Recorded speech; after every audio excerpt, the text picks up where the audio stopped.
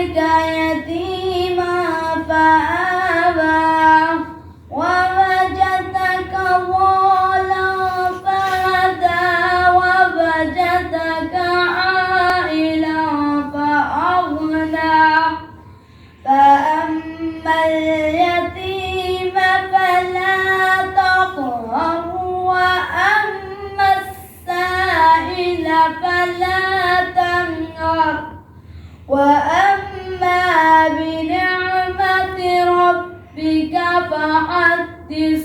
صدق الله.